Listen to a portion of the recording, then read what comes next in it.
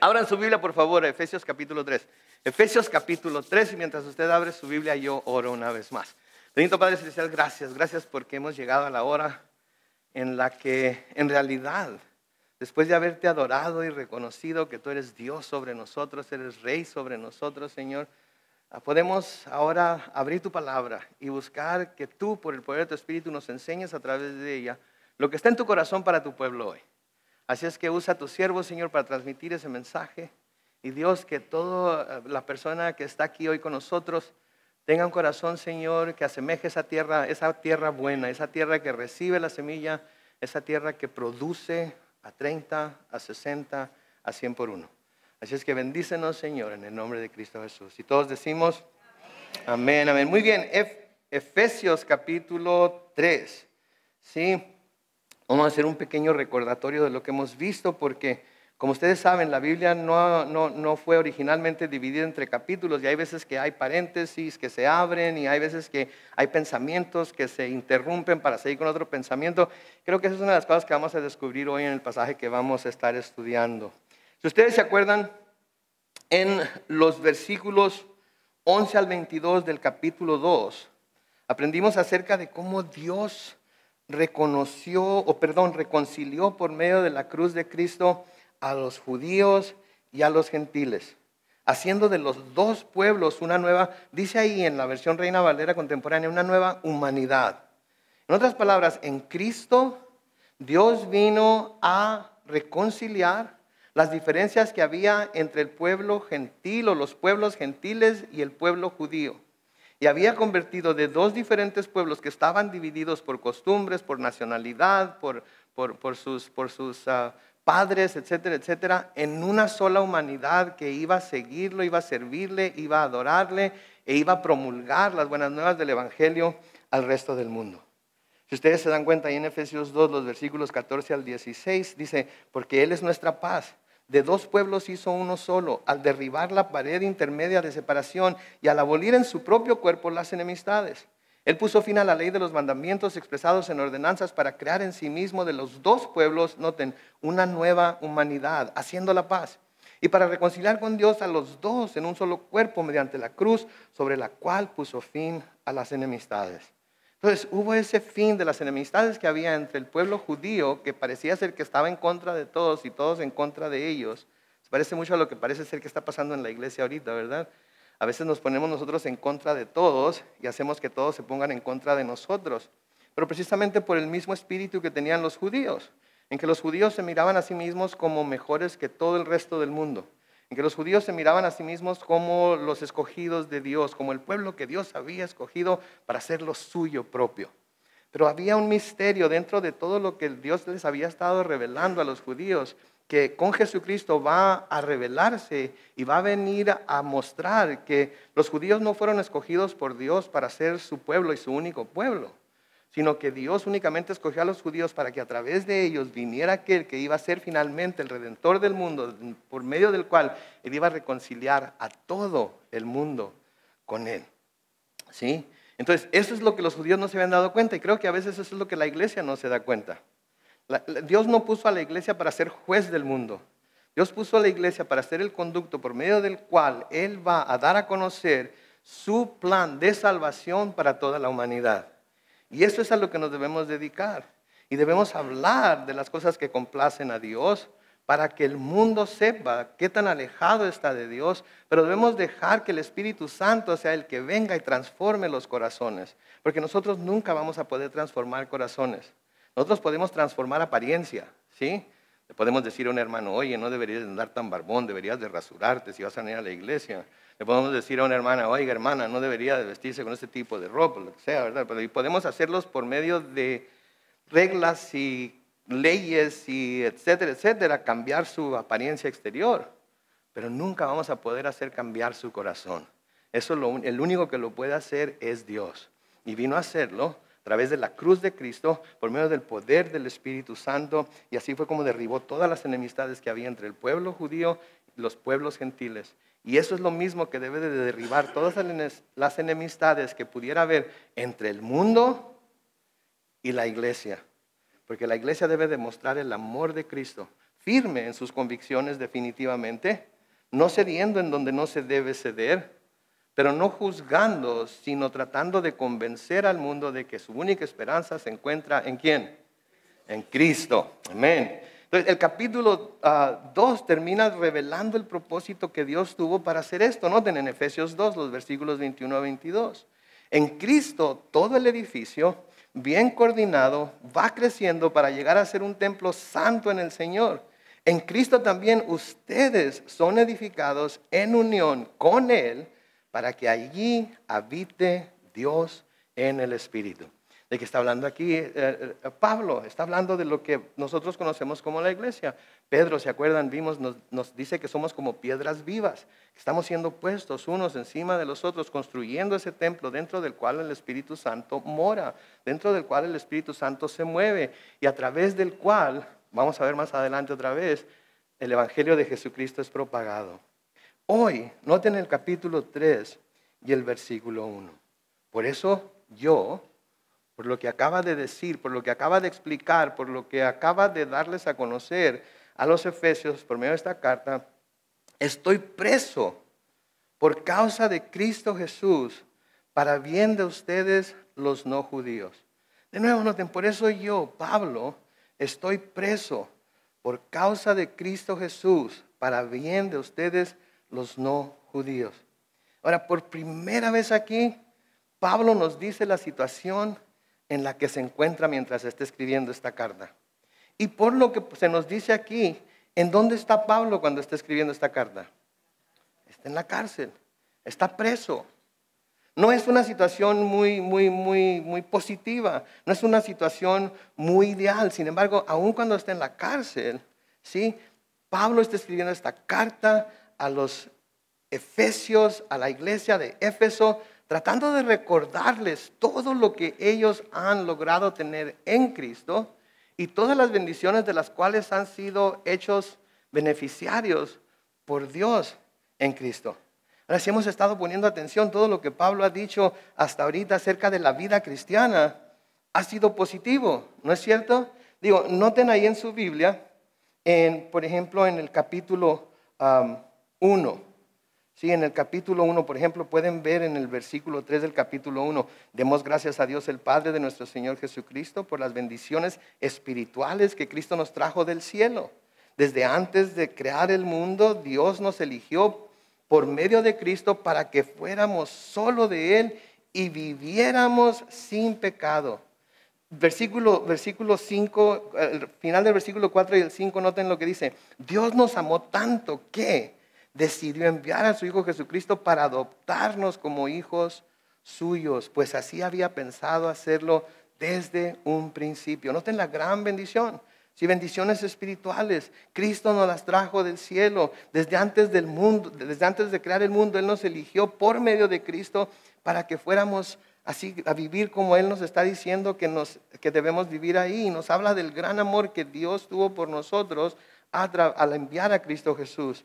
En los versículos 7 y 8 y 9, noten lo que dice. Por la muerte de Cristo en la cruz, Dios perdonó nuestros pecados, nos liberó de toda culpa. Esto lo hizo por su inmenso amor, por su gran sabiduría y conocimiento. Dios nos mostró el plan que había mantenido en secreto y que había decidido realizar por medio de Cristo. En el versículo 11 dice, por medio de Cristo, Dios nos eligió desde un principio para que fuéramos suyos y recibiéramos todo lo que Él había prometido. Así lo había decidido Dios, que siempre lleva a cabo sus planes. Y luego noten en el versículo 2 un par de secciones más. En el capítulo 2, en el versículo 1 y 2. Antes ustedes estaban muertos para Dios, pues hacían el mal y vivían en pecado. Seguían el mal ejemplo de la gente de este mundo y obedecían al poderoso espíritu de los aires que gobierna sobre los malos espíritus y domina a las personas que desobedecen su Dios. ¿Sí? Noten todo lo que tenemos en Cristo, todo lo que Dios nos ha dado en Cristo. En el versículo 4, pero Dios es muy compasivo y su amor por nosotros es inmenso. ¿Ok? Y luego, finalmente en el versículo 6, noten lo que dice. Dios al resucitar a Cristo nos resucitó y nos dio un lugar en el cielo junto con Él. ¿Se dan cuenta? ¿Qué vieron ahí negativo en todo lo que les leí? ¿Qué vieron ahí que pudiéramos decir, chale, hermano, si esa es la vida cristiana, yo no quiero tenerla? ¿Alguien miró algo negativo ahí? ¿Alguien miró ahí algo o escuchó algo que le haga decir, ¿sabes qué? Si ese es el cristianismo, no me apuntes a mí. ¿Okay? Vengo a las cenas de traje, vengo a los eventos especiales, vengo a todo. Pero si ese es el cristianismo, yo no me apunto. No, todo era positivo. Todo era positivo, todo era una demostración, todo era una exclamación de parte de Pablo de que la vida en Cristo es una gran vida desde el principio. Es una gran vida en Él, es una buena vida en Él. De nuevo, ¿en dónde está escribiendo esta carta cuando está diciendo todas esas cosas? En prisión. Está en prisión. ¿Sí? Entonces está en la cárcel y en la cárcel está escribiendo sin quejarse, sin decir nada hasta este punto, está escribiendo acerca de todas las cosas buenas que tenemos en Cristo Jesús. Y ahora nos damos cuenta que está en la cárcel. Ahora nos damos cuenta que está preso. Que no es libre de salir e ir y hacer cuando quiera, como quiera, lo que él quiera, con quien quiera. Está en la cárcel. Muchos dicen, sí, pero en este tiempo Pablo estaba en un arraigo domiciliario, estaba en una casa y en la casa podía moverse libremente, no era como que estaba en un calabozo, no era como que estaba en una... Hay un dicho mexicano que dice que aunque la jaula sea de oro, no deja de ser una prisión. Puede ser, hay mucha gente muy contenta en casas muy grandes, casas muy hermosas, casas muy bonitas, con los mejores muebles, con los mejores sirvientes, etcétera, etcétera, que tienen los mejores carros en el garage y se sienten como que están presos, como que no tienen libertad. Entonces Pablo no estaba en una situación muy fácil. Ahora en cualquier momento podían llamarlo para que se presentara ante César, exponer su causa, y si César se había levantado de buen humor, ¿verdad? Que viva. Y si César se había levantado y su esposa le empezó a gritar acerca de todo lo que no había hecho todavía, que ya le había pedido desde hace mucho tiempo que hiciera, se está enojado, ¿saben qué? Denle cuello, necesito algo que me alegre un poco la vida, ¿verdad? Entonces no estaba seguro de lo que iba a pasar. Sin embargo, todo lo que está diciendo aquí es positivo. Y creo que podríamos preguntarle a Pablo, ¿cómo puedes hablar con tanta pasión, con tanta positividad acerca de todo lo que se tiene en Cristo cuando estás en prisión por ello? A menudo pensamos que la vida cristiana es digna de vivirse, que la vida cristiana es algo bueno para estar en ello. Cuando todo está yendo de acuerdo a nuestros planes, cuando todo está saliendo como nosotros pensamos que debe salir, cuando no hay nada que se levante en nuestra contra, cuando no tenemos vientos en contra, cuando el viento está a nuestro favor, entonces decimos, la vida cristiana es una buena vida. Pero cuando tenemos adversidades, cuando pasamos por dificultades, cuando pasamos por persecuciones, ¿sí? Cuando pasamos por todas situaciones difíciles que todo mundo vamos a pasar en un momento u otro.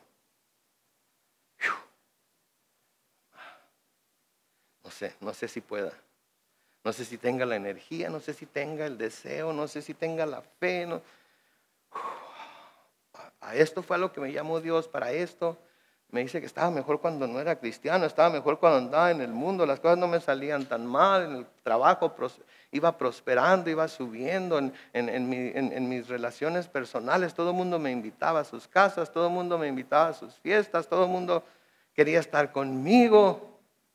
Y ahora no hay nada de eso. Yo creo por eso Pablo dejó esta parte de estar en prisión hasta ahorita y primero mencionó todo lo bueno que había en Cristo. Porque cuando vemos todo lo bueno que tenemos en Cristo, lo malo que pudiera llegar a nuestra vida, lo difícil que pudiera llegar a nuestra vida, no parece mucho, ¿no es cierto? Y podemos venir a la iglesia y podemos cantar con gozo así como estábamos cantando ahorita. Y podemos levantar nuestras voces y podemos levantar nuestras manos y podemos levantar nuestro corazón a Dios. A pesar de que se sienta cargado, a pesar de que se sienta triste, a pesar de que la prueba es difícil, a pesar de que la carga parece ser demasiado pesada. Y digo, parece ser demasiado pesada, pero no es pesada. Porque el Señor nos dice que su yugo es fácil y su carga ligera. No nos da más de lo que podemos soportar, y cuando tenemos algo que sentimos que no podemos soportar, ahí está Él para que nosotros rodemos nuestra carga sobre Él y que Él se encargue de ella. Entonces Pablo aquí nos revela, está en la prisión, sin embargo puede escribir todas estas cosas positivas acerca de la vida en Cristo y acerca de lo que tenemos en Él. Pero algo más que debemos notar aquí acerca de Pablo es que Pablo no se ve a sí mismo como un prisionero de Roma. ¿Se dan cuenta? Que lo era. Se ve como preso por causa de ¿quién? Por causa de Cristo Jesús. Él se ve como un preso de Cristo. Como que es Cristo el que lo tiene en la cárcel. Como que es Cristo el que lo tiene en ese lugar en el que no quiere estar. Muchas veces le pide a las iglesias que oren por él para que pueda ser liberado y pueda ir a visitarlos. Les habla de su preocupación por ellas y de cómo quisiera estar con ellos. Y aquí Pablo nos dice que él está preso por causa de Cristo. Que Cristo y la causa de Cristo es lo que lo está manteniendo en la cárcel. Él sabía que Jesús es el Señor de su vida. Diría, era el Señor de su vida, pero yo creo que Pablo vive ahorita y está en la presencia de Jesucristo, y el Señor Jesucristo sigue siendo el Señor de su vida, ¿verdad? Entonces, yo creo que Pablo sabía que Jesús es el Señor de su vida, que el gobierno romano no tendría ningún poder sobre él para mantenerlo preso si Jesús no lo hubiera permitido, si Jesús no lo estuviera permitiendo. Él se consideraba a sí mismo como prisionero de Jesús. Él se consideraba a sí mismo como que, hey, estoy en esta cárcel romana, en el día me dejan andar por toda la casa como sin ningún problema, pero en la noche tengo que ir a que me pongan grillos y me pongan esposas en las manos y me encadenen a un soldado romano, y tengo que dormir así para estar seguro, para que ellos estén seguros de que no me pueda escapar. Y en su mente él pensaba, si esto es lo que tiene Dios para mí ahorita, esto es lo que estoy dispuesto a sufrir por Él. Porque ya tengo todo lo que mencioné antes. Él sabía cuál era su posición en Cristo. Él sabía todo lo que tenía en el cielo. Él sabía que Dios lo había bendecido con bendiciones espirituales en los lugares celestiales. Él sabía que Dios ya lo miraba allá con él. Y por Cristo estaba dispuesto a sufrir su prisión. Por Cristo estaba dispuesto a sufrir lo que estaba sufriendo. Y creo que ese es un punto de vista que nosotros como cristianos debemos tener también. No es un punto de vista que se predique en muchas iglesias porque, Chihuahua, pastor, ¿por qué es tan negativo usted? Primero nos levanta y luego ¡zas!, nos deja caer. No. Al contrario, lo que hablamos primero es el viento que debe ponerse bajo nuestras alas, que nos debe llevar a elevarnos por encima de los problemas y situaciones por las que estamos pasando ahorita. ¿Sí? El Señor nos dice en Isaías que si esperamos en Él vamos a tener alas como águilas, ¿no es cierto? ¿De qué nos sirven las alas si no vamos a volar? Y la forma de volar es dejando que el viento del Espíritu llene nuestras alas en los momentos difíciles y nos levanten de nuevo hasta el cielo. ¿Sí? Entonces Pablo sabía que él estaba en la cárcel por Jesús y que si Jesús permitía que él estuviera en la cárcel, él iba a llevar a cabo aún en la cárcel aquello para lo que fue llamado. Noten lo que les escribe a los colosenses en Colosenses 4, los versículos 3 y 4. Noten lo que les dice: oren también por nosotros, para que el Señor nos abra las puertas y prediquemos la palabra, para que demos a conocer el misterio de Cristo, por el cual también estoy preso. Oren para que pueda proclamarlo como debo hacerlo. Yo no sé, pero esa no sería mi oración. Mi oración sería al revés. Oren para que quede en libertad. Oren para que este problema termine. Oren para que esta situación cambie. Para así yo poder ir y predicar el Evangelio como se me ha llamado a predicar el Evangelio. Para ir y llevar a cabo la obra a la que Dios me ha llamado a hacer. Pero se fijan que no empieza con eso. Otra vez el versículo 3. Oren también por nosotros para que el Señor nos abra las puertas y salgamos corriendo de la cárcel. No, para que el Señor nos abra las puertas y prediquemos la palabra. Para que demos a conocer el misterio de Cristo, por el cual también estoy preso. Oren para que pueda proclamarlo como debo de hacerlo, aún cuando estoy en prisión, aún cuando estoy en la cárcel, aún cuando estoy en una situación difícil, aún cuando estoy pasando por un momento muy triste en mi vida, aún cuando estoy teniendo que llevar esta carga tan pesada. Oren para que pueda yo, ¿sí?, llevar el mensaje del Evangelio, para que pueda proclamarlo como debo hacerlo. ¿Cómo se debe proclamar? ¿Cómo creen ustedes que debemos de proclamar el Evangelio? Mira, vale más que cambies, porque si no cambias, si no aceptas a Cristo, te vas a ir al infierno y ahí ahí es el crujir de dientes y la llama no se apaga y el gusano nunca muere. ¿Esa es una forma de predicar las buenas nuevas de Cristo? No.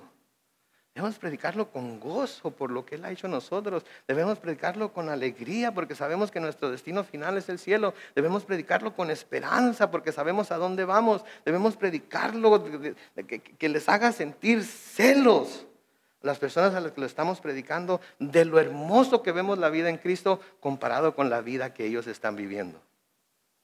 ¿Pero cómo? ¿Cómo puedes estar así, pasando por esta situación tan difícil? ¿Cómo puedes andar cantando, pasando por esta situación tan triste? ¿Cómo puedes estar yendo a la iglesia y sirviendo y haciendo todo lo que haces cuando estas situaciones es... Porque el gozo del Señor se mueve en mí, porque no puedo hacer otra cosa, porque Cristo está en mí, su Espíritu Santo me mueve a estar siempre gozoso, aunque esté en medio de la prueba. En 2 de Timoteo, el capítulo 1, el versículo 8, noten lo que Pablo le escribe a Timoteo. Por tanto, no te avergüences de dar testimonio de nuestro Señor, ni tampoco de mí, preso suyo. Al contrario, participa de las aflicciones por el Evangelio según el poder de Dios. De nuevo, mi oración sería al revés. Timoteo, no te vayas a avergonzar de mí porque estoy en la cárcel, ¿ok? Porque si tú no me apoyas, ¿qué va a pasar con todos los demás hermanos? ¿Qué van a decir todos los demás hermanos? Si tú empiezas a hablar mal de mí, si tú empiezas a decir cosas de mí, si tú empiezas a verme como un criminal por estar en la cárcel por Cristo, ¿qué van a pensar todos los demás?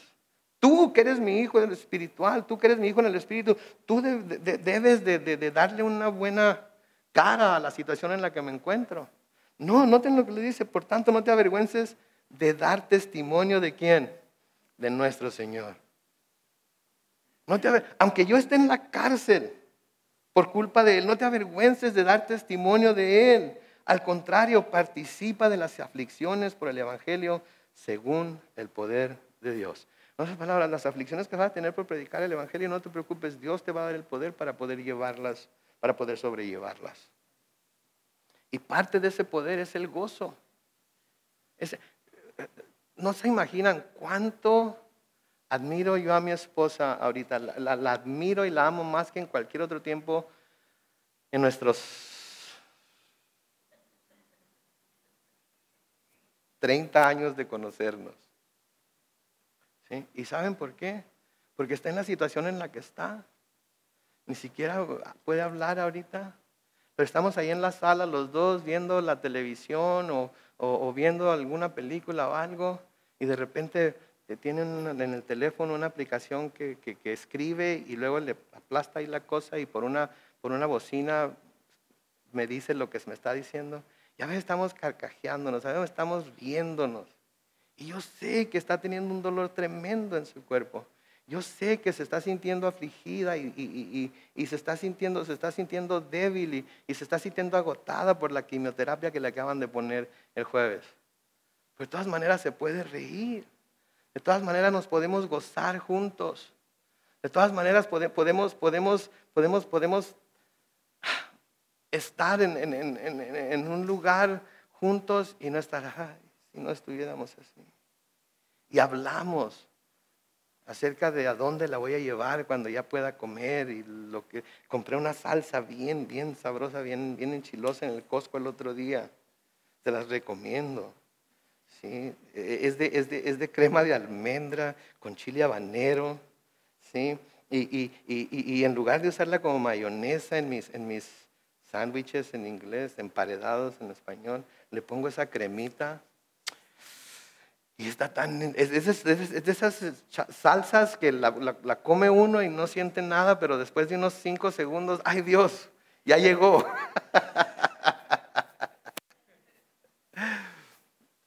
Y le hablo de ella y le digo, la admiro tanto, la amo tanto. Y veo el gozo y la esperanza que hay en ella a pesar de la situación por la que está pasando. Y saben que eso es lo que todos nosotros debemos de tener. Eso es lo que todos nosotros debemos presentar al mundo. Nosotros también debemos de tener esta misma perspectiva acerca de toda nuestra vida, acerca de todas las cosas que pasan entre nosotros, de todas las cosas que pasan con nosotros. Debemos tener esta perspectiva de que no estoy sufriendo esto que estoy sufriendo simple y sencillamente porque pues así es la vida o porque Satanás me está atacando, que puede ser que Satanás lo esté atacando, pero Satanás nunca lo va a atacar si antes Dios no le da permiso. Y si Dios le da permiso, Dios le va a dar el poder para poder, valga la redundancia, estar en la lucha y estar en la lucha lleno de gozo. Y vamos a poder cantar, y vamos a poder alabar a Dios, y vamos a poder glorificar su nombre, y vamos a exaltar el nombre de Cristo delante de todo el mundo, porque aunque Satanás nos quiera ver ahí abajo, Dios nos da alas como águilas, si esperamos en Él, y el viento de su espíritu viene y nos levanta a alturas que nunca hubiéramos imaginado que podíamos llegar, aun cuando la carga nos quiera mantener ahí abajo. Por eso Pablo podía escribir como está escribiendo. Por eso Pablo se tardó 2 capítulos en hablar de todo lo positivo que se había recibido en Cristo, de todo lo positivo que el cristiano tiene en Cristo, de la vida tan buena que puede esperar el cristiano aquí en la tierra y la mejor vida que puede esperar el cristiano en la vida venidera. Y ahora sí nos dice, y por eso, oh Dios, yo, Pablo, estoy preso por causa de Cristo Jesús. Quisiera, me acuerdo cuando era más joven y mi mamá me quería enseñar algo y yo no le hacía caso, se los he dicho antes. Me decía, Carlos Manuel, quisiera abrirte la cabeza y gritarte las cosas y luego cerrártelas para ver si así se te quedaban ahí. No se vayan a ofender, pero yo quisiera abrirles la cabeza a todos e ir con cada uno de ustedes y decirles estas cosas y luego cerrarla para que no se salga de ahí. Porque quiero que se quede grabado en su corazón. Quiero que se vayan de aquí pensando, wow, a pesar de todo lo que me está pasando, a pesar de esta situación tan difícil en la que me encuentro, Cristo lo está permitiendo, y si Cristo lo está permitiendo es porque hay algo bueno en ello para mí,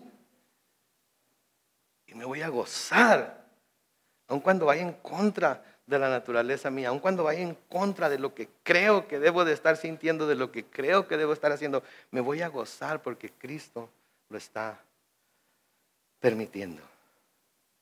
Entonces no les voy a ir a abrir la cabeza, pero espero que el Señor esté tocando su corazón. Y nosotros de nuevo también debemos tener esta misma perspectiva que Pablo tenía. ¿Cuántos empleados habemos aquí? ¿Cuántos trabajamos para otra persona? Tenemos patrón, levanten su mano. Ok, todos, muchos tenemos patrón. Les digo una cosa, nosotros no trabajamos para nuestros patrones. ¿Para quién trabajamos? Para Jesús. Trabajamos para Jesús. Él nos ha puesto en donde estamos así tan difícil como es nuestro patrón, así tan gordo como nos cae. Creo que nosotros le caemos más gordos a ellos que ellos a nosotros a veces, pero ahí donde estamos nos ha puesto el Señor, porque no trabajamos para ellos, trabajamos para Jesús. Trabajamos para Él. Pablo les escribe a los colosenses en Colosenses capítulo 3, los versículos 23 y 24. Y todo lo que hagan, háganlo de corazón, como para quién, como para el Señor y no como para la gente. Porque ya saben que el Señor les dará la herencia como recompensa, pues ustedes sirven ¿a quién? No oí, ¿a quién? Es a Cristo el Señor al que estamos sirviendo a través de nuestros patrones. Y le estamos usando ese servicio para dar testimonio a nuestros patrones de cómo trabaja un cristiano, de lo que está dispuesto a hacer un cristiano para poner en alto el nombre de su Señor, el nombre de su verdadero patrón. ¿Sí? A pesar de las dificultades, a pesar de todo ello. Y de nuevo, este es el mismo principio que debemos aplicar a cualquier área de nuestra vida. Como padres de familia, somos padres de los hijos que tenemos porque ¿quién nos dio esos hijos para que los criáramos? Dios. Nos quejamos a veces de los hijos que nos dio. No sean mentirosos, los mentirosos no entran al reino de los cielos. Si tan solo lo hubieras hecho un poco más talentoso, si tan solo la hubieras hecho un poco más obediente, si tan solo la hubieras hecho un poco menos muda, si tan solo lo hubieras... etc, ¿verdad? Somos padres de esos hijos que tenemos porque Él nos los dio para ser padres de esos hijos. Y nuestra obligación para crearlos no es para con nuestros hijos, es para con el que nos dio a nuestros hijos. Porque todo lo que hagamos debemos hacerlo como para el Señor. ¿Sí? ¿Qué tal como cónyuges? Como esposos y esposas. Van a decir, no, pastor, es que Dios no lo escogió, yo lo escogí. No, pastor, es que yo no la escogí, ella me escogió a mí. ¿Le digo una cosa? No me importa. Dios permitió que estuvieran juntos. Dios dio permiso para que estuvieran juntos.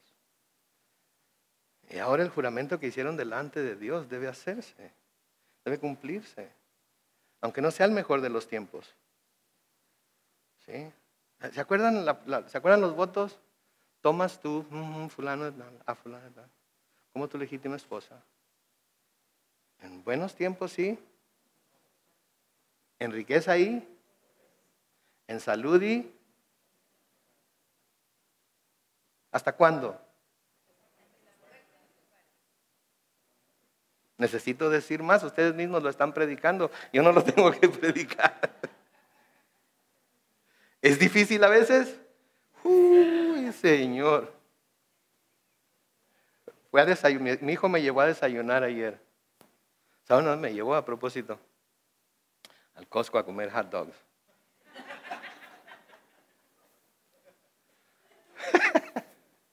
Pero saben que no era lo que estábamos comiendo, era lo que estábamos conviviendo el uno con el otro. Y empezamos a platicar de su mamá y todo eso. Me dijo, ¿sabes qué, Dad? La verdad es que a veces no sé cómo le haces. Y le digo, ¿estás diciéndome a mí que no sabes cómo le hago yo? ¿No te pones a pensar en cómo le hará tu mamá? Pues sí, pero ¿cómo le haces? Pues ahí es en donde viene la promesa de nuevo a nuestra mente y nuestro corazón, en buenas y en malas, riqueza y pobreza, salud y enfermedad.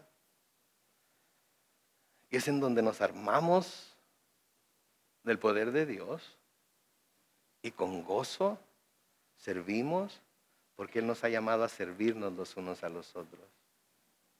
Ahora, por favor, no quiero que nadie se sienta condenado, ¿sí?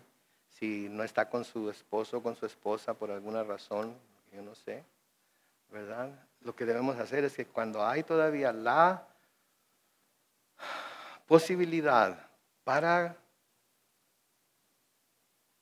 reconciliarnos, para perdonar y reconciliarnos, debemos de buscar eso como nuestro objetivo y no lo otro, ¿sí? Hay veces en las que no se puede. Existen esas situaciones. Pero como esposos debemos hacerlo todo como para Cristo y no como para nuestro cónyuge. Porque ¿cómo trataríamos a Cristo en la situación que se encuentra nuestro cónyuge?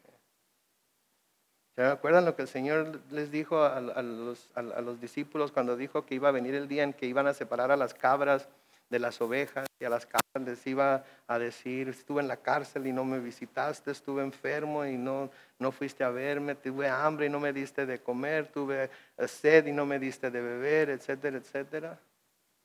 Y luego a las ovejas les dice todo eso y lo hicieron. ¿Saben qué? A veces nuestro cónyuge es el Señor que está necesitando esas cosas para sí mismo. ¿Y qué va a decir el Señor cuando lleguemos al cielo? Por cuanto hiciste todo esto, entra en el gozo de tu Señor. Y a los que no lo hicieron, ¿qué les va a decir? Por cuanto no lo hicieron por uno de estos mis hermanos más pequeños, por mí no lo hicieron. Así es que ustedes saben lo que dijo después, ¿verdad? Entonces, tenemos que tener este mismo corazón de Pablo como empleados, como cónyuges, como padres. ¿Qué tal como hermanos y hermanas en Cristo? Debemos de tener ese mismo espíritu, debemos de tener esa misma convicción, debemos de tener ese mismo punto de vista. Todo lo que hacemos por los hermanos y las hermanas, no lo hacemos por los hermanos y las hermanas, lo hacemos ¿por quién? Por Cristo. Así que cuando servimos en la iglesia, en cualquier capacidad, sea liderazgo, sea cualquier capacidad, lo estamos haciendo ¿para quién? Para Cristo. Así es que el espagueti que van a cocinar el martes, ¿para quién lo están haciendo? Entonces va a ser el mejor espagueti del mundo, ¿verdad? Se oye curioso, pero es cierto. Ahí se va al cabo que es para la iglesia.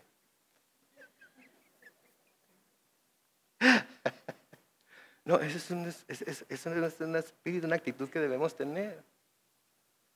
Para los hermanos y hermanas en Cristo, tengo que hacer lo mejor que pueda. No para decir que yo hice el mejor espagueti. Que a propósito va a haber un concurso y el que gane va a... No, no es cierto, no es cierto, no es cierto, no es cierto. No es cierto, no va a haber ningún concurso. Pero es lo que tenemos que hacer. Sí, para nuestros hermanos y hermanas en Cristo tenemos que entonces buscar tener este mismo corazón, esta misma manera de ver las cosas en todo lo que hacemos en nuestra vida. ¿Sí? Porque este tipo de vida, este tipo de perspectiva no es una perspectiva que solamente debemos aplicar a nuestra vida aquí en la iglesia, que es necesario que lo hagamos, pero es una perspectiva que debemos aplicar en todo lugar a donde vamos, sabiendo que lo que estamos haciendo ahí lo estamos haciendo primeramente ¿para quién?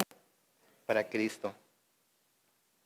Y después para la persona que tenemos delante de nosotros. Y estamos representando a Cristo por medio de nuestro servicio. Pero a veces nuestro servicio va a ser difícil.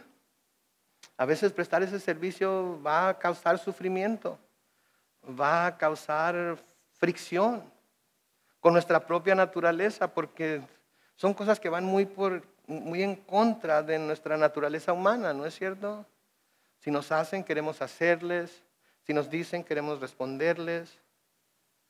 ¿Sí? Si nos juzgan, queremos juzgarlos. Muy contrario a lo que el Señor Jesucristo hizo, ¿verdad?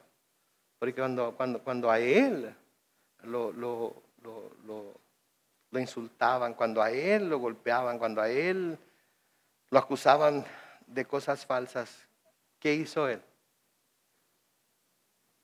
Se quedó completamente callado. Y a pesar de todo lo que le hicieron, pónganse a pensar en esto, a pesar de todo lo que le hicieron, de todas maneras fue a la cruz a morir por esas personas que lo estaban tratando como lo estaban tratando. Tremendo, ¿no es cierto?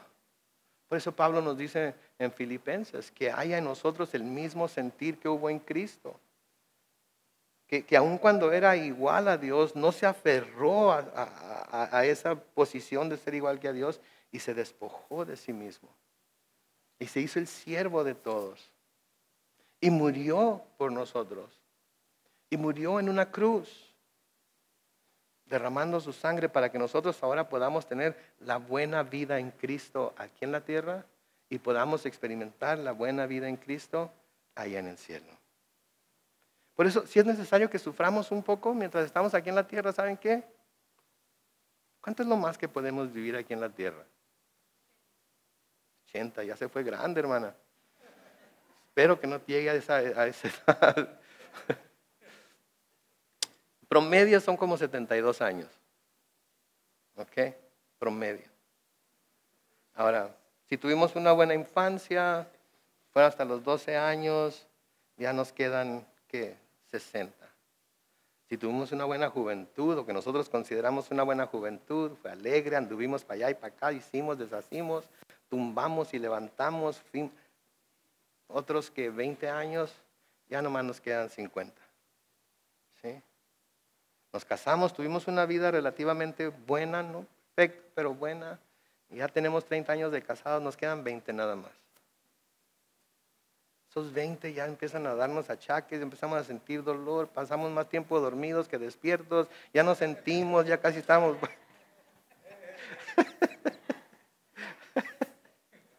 No nos queda mucho entonces.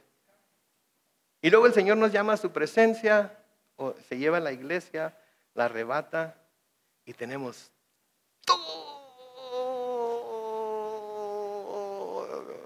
toda la eternidad para estar en el cielo en su presencia.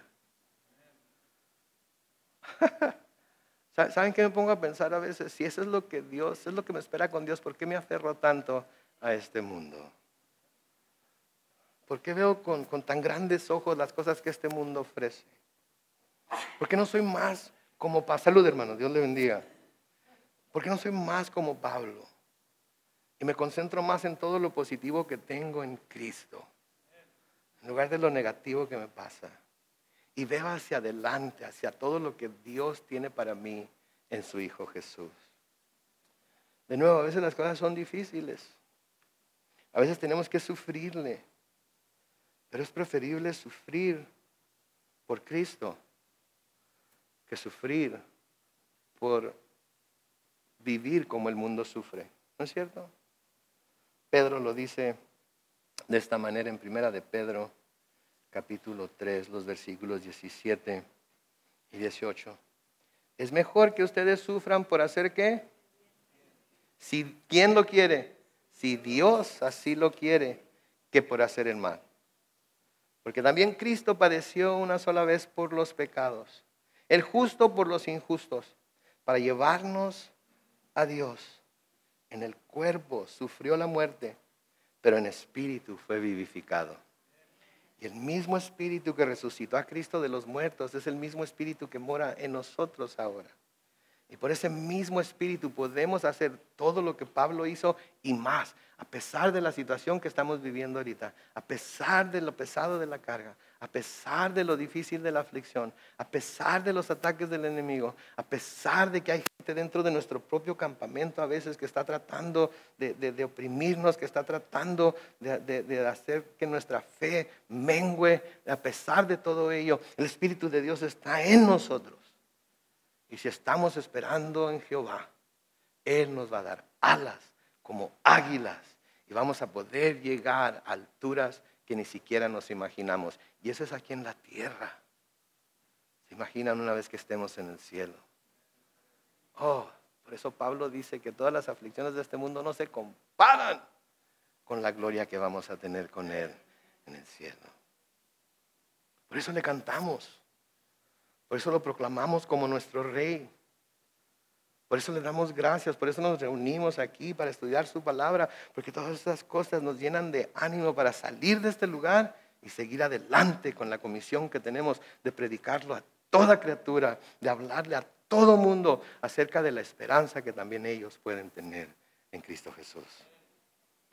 Y espero que hoy salgan de aquí llenos de gozo, llenos de esperanza, llenos de fortaleza para poder seguir enfrentando lo que estamos enfrentando cada quien en nuestra vida personal y lo que estamos enfrentando como iglesia. Y los que ahorita no están enfrentando nada, créanme, si el Señor retrasa su venida, tarde o temprano van a estar enfrentando algo.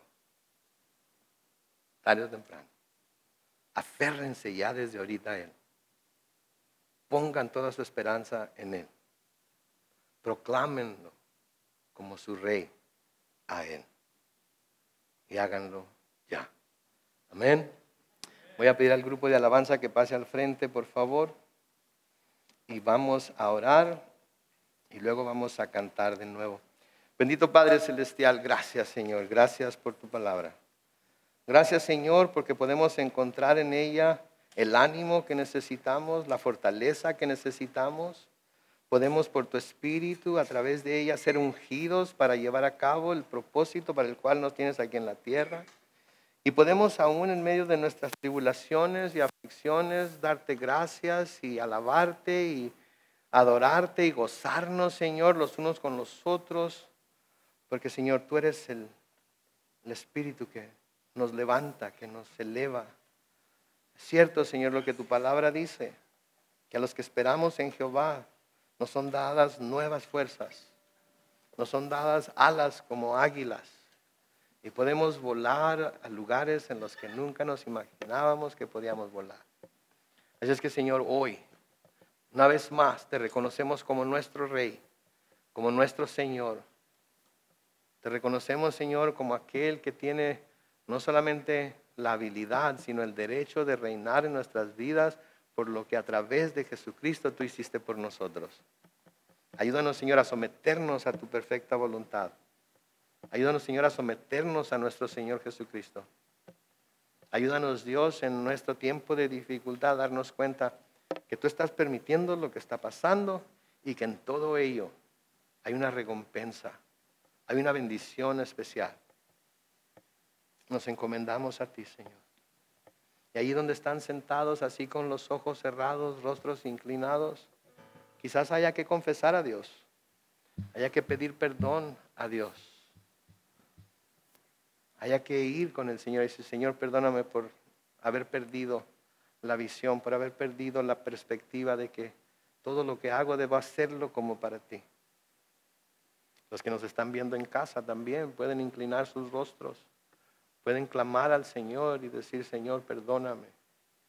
Señor, ayúdame. Señor, transfórmame. Señor, conviérteme en quien tú quieres que yo sea para la gloria de tu nombre. Señor, nos encomendamos a ti y te damos gracias. Gracias, gracias, gracias por tu Hijo Jesús. Pues es en su nombre glorioso en el que oramos estas cosas. Y todo el pueblo de Dios dice...